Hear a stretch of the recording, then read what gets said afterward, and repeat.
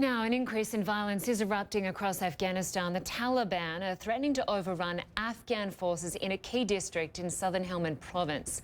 6 US troops were killed in a suicide attack near Bagram Air Base on Monday.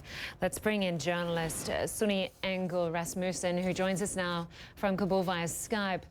Sune, this attack on the US NATO fighters was one of the deadliest on international forces in Afghanistan this year. Should we view it as a setback? Well, in fact, it's one of the deadliest since 2012. That's the last time that many U.S. soldiers were killed. I don't know if it's a setback long term. I mean, we haven't had that many international forces killed in Afghanistan this year. Still under 30, which is a fraction of what was killed in the years past. But it does signal that the Taliban are still able to inflict some casualties on international forces, and there still is a war being fought in Afghanistan, if anyone should have forgotten about that.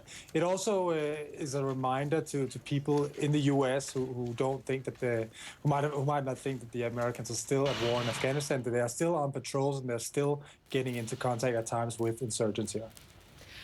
Reports from Helmand Province suggest that there's a fear that the Taliban militants are close to overtaking this city, or particularly at least the district of Sangin. Are Afghanistan forces and NATO forces struggling to hold on to it? Yeah, they are definitely struggling to hold on to it. Now, I think if you ask NATO, they will say that the Afghan forces are trying to hold on to it, as NATO is now not involved in the combat mission anymore. But that being said, US and UK forces, special forces, have joined the fight in Helmand recently.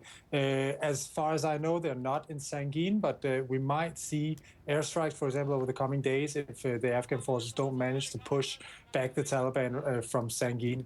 The Afghan forces are stretched all across Helmand. It's been a very bloody 10 months since they launched their so-called spring fighting season, and occasionally they get help from NATO advisors, as they're called, and some special forces. But mainly it is the Afghans, the regular troops and the special forces who are carrying out the fight against the Taliban. As you probably know, the local deputy governor there apparently used Facebook to ask the president for more reinforcements and supplies and weapons. Talk to us about why the fighting there has been going on for so long, why it is such a tough fight.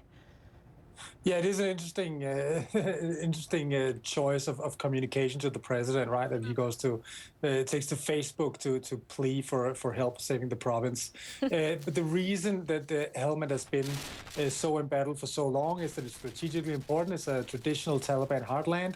It's part of the opium trafficking route, and it is where the bulk of Afghanistan's opium is being produced. So there's a lot of economic incentive for the Taliban to take it, and also strategic incentive to take the borderland with Pakistan. So that's why it's been so heavily embattled for so long, and probably will remain so for quite a while yet.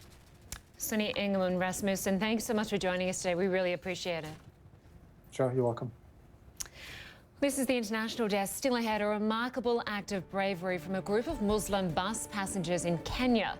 How they saved the lives of fellow passengers from a militant attack.